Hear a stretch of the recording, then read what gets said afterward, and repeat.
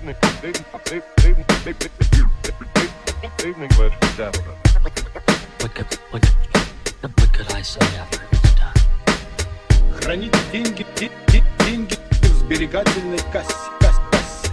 Если, конечно, они у вас есть. Dito tayo ngayon sa Carrera for the live build ng GTR of Tomato Garage, yung 1,000 plus horsepower. Saan dito yung may-ari ng GTR? And Nasa akin yung susi. may Evo doon. Pasok tayo sa Carrera. Carrera boys.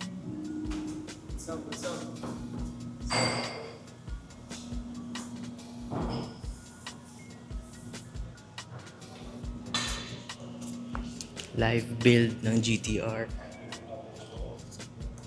Look at that turbo, lucky.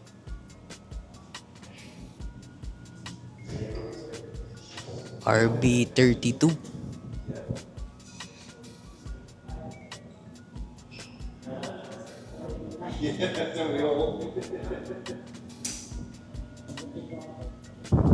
Spot natin yung loob.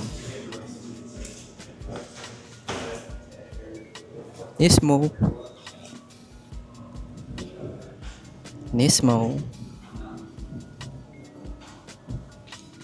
Nismo gauge din ata. O, Nismo gauge nga.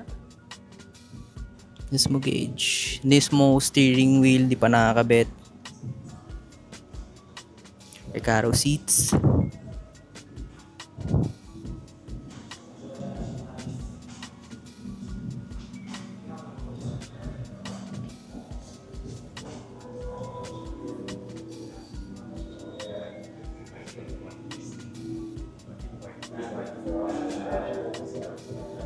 Dito kami ngayon sa labas ng parking lot ng Carrera. Ganda ng mags niya, naka-sparkle mags. Corolla. Yung likod, doon ako nagulat sa likod eh. Parang anong kotse to? Tapos pagkalapit ko, kala ko BM or something European. Japan pala. Ayan, Toyota Corolla SE Saloon. Yan. Sticker siya, Grupo Toyota. Yan, shoutout to Grupo Toyota, JDMU. Yan, ang ganda. Sobrang unique. Automatic siya. Stock lang siya sa loob, wala masyadong nakalagay. Air Spencer. Ano siya? Marine Squash ata. Ganda ng build. Simple lang. Mags lang. Ganda.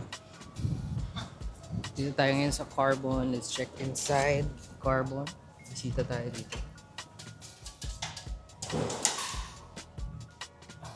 So they have here 75 Super Veloce Range Rover. Bago atang Range Rover ito.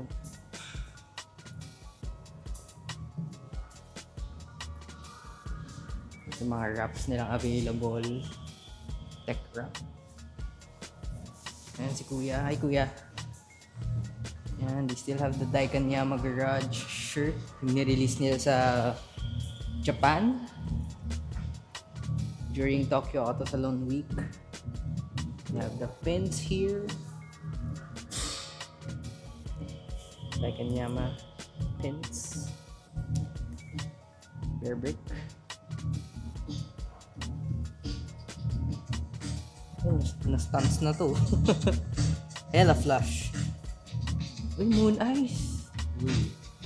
Nice. Sinakay. Tour de Cebu with the signatures.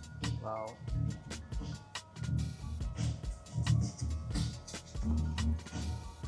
And that's it for your Carbon daily shop.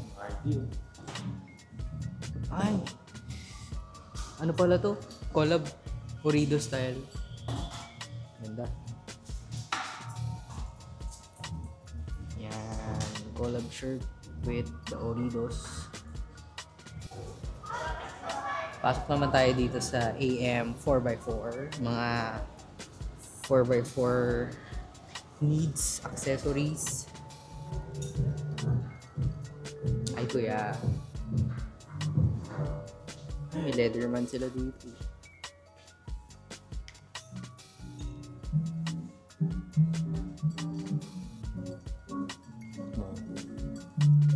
Yan ang table.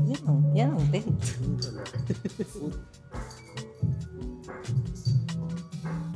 Ano siya?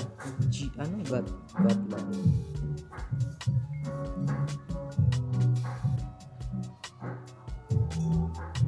Pwede pumasok sa loob. Pwede mag-camping. Camping. Zero breeze. Ito ang ganda. Pag nasa tent ka, ito yung fan mo. Electric fan. Sofa po. Tingnan po ka nga dyan. Testing lang. Solid. Inflatable?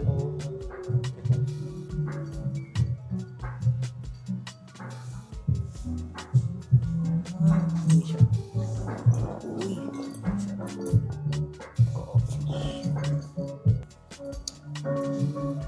Ano gusto mo? Longganisa.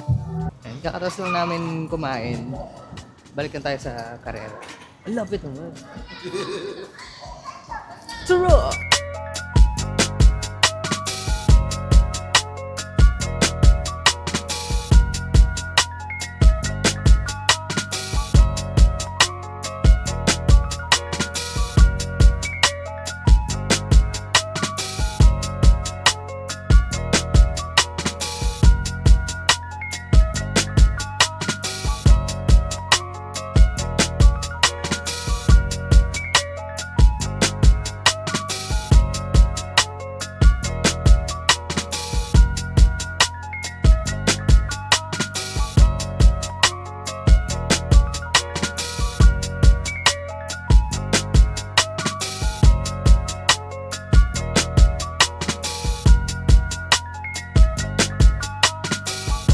What's your name and what's your role in this build process? So my name's Ryan. I'm from Powertune Australia. I'm here with Chia. He's the owner of Powertune Australia. We're here basically putting together the electronics package, and we're going to be tuning this vehicle as well. So we supplied a whole bunch of parts from Australia, bought them all over. We've fitted them to the vehicle. We've supplied an entire vehicle's wiring harness. And pretty much we're just finalizing everything and we're going to be tuning it hopefully tomorrow. What are some of the challenges you've faced in building this R34? So one thing that is sort of different for us is the fact that the car's left-hand drive. So it's converted from right-hand. We're used to the right-hand drive cars in Australia. So there are some things that are slightly different when you do that conversion, like things like your brake master, just some of the lengths of some of the wiring and stuff like that. So just some of those subtle little differences, but that's probably the biggest thing for us. And last message, do you have any message for the car community? I mean, it's great to see the R34 over here in the Philippines. I mean, and it's great to see the community out and sort of having a look and checking out the work that we're doing. So I think it's a really good thing that we're sort of out in public and everyone's able to see the work being done. Thank you and congrats on the build. Thank you very much. Shirts ng Carrera, cars and coffee. Driver's club. Meron pa sila Larry Chet. You know, Carrera boys. Larry Chet. Grabe, Uniqlo pa yung shirt. Stance Pilipinas.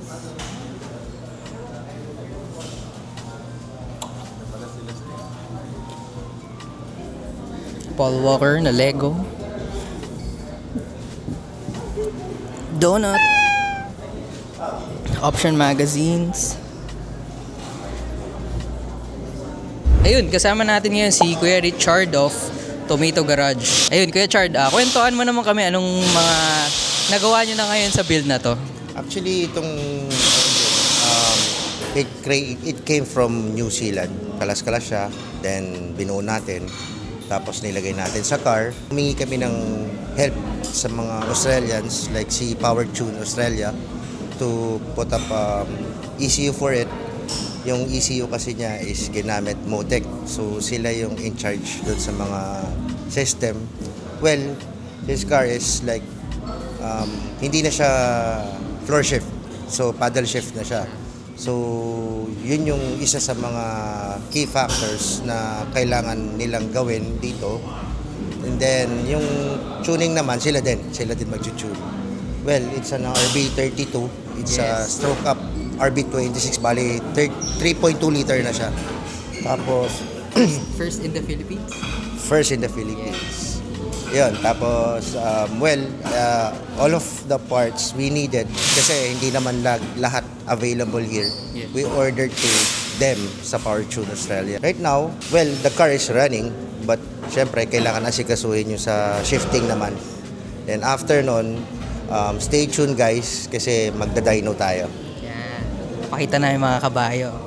Tapos, ang nabanggit din nila pala kanina, first time nila mag-handle ng left-hand drive. Actually, yes, nagulat sila. Hindi daw nila alam kung paano daw natin ginagawa yan. Kasi, when it comes to other countries, they retain it right-hand drive kahit nasa ibang countries. So, sa atin, hindi natin magagamit sa streets kung right-hand drive, di ba? So, yun ang pinaka... unang-una struggle sa kanila kasi parang nagulat sila.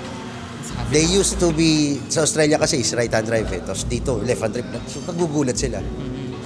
Follow-up question, ano pa yung ibang mga challenges na encounter nyo in building this GTR? Challenges, actually, unang-una, we're new to it.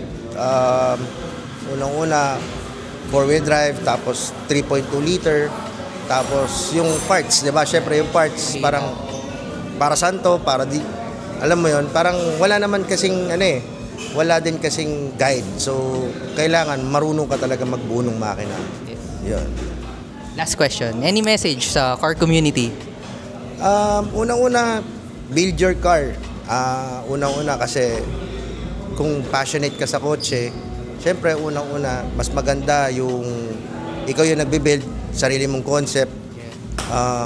Saka alam mo yun, hindi nawawala, hindi naluluma yung kotse. The more na luma, the more na mahal. Shoutout, any shoutouts? Shoutout sa mga boys ko sa Tomato Garage, syempre sa misis ko, si Ann, saka yung aking anak na si Karina. Yes. Yan. Thank you kuya.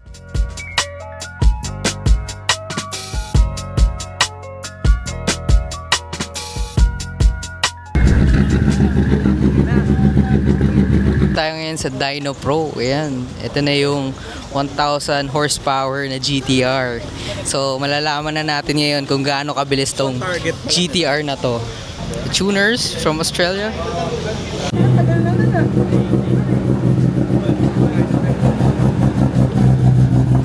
Richard!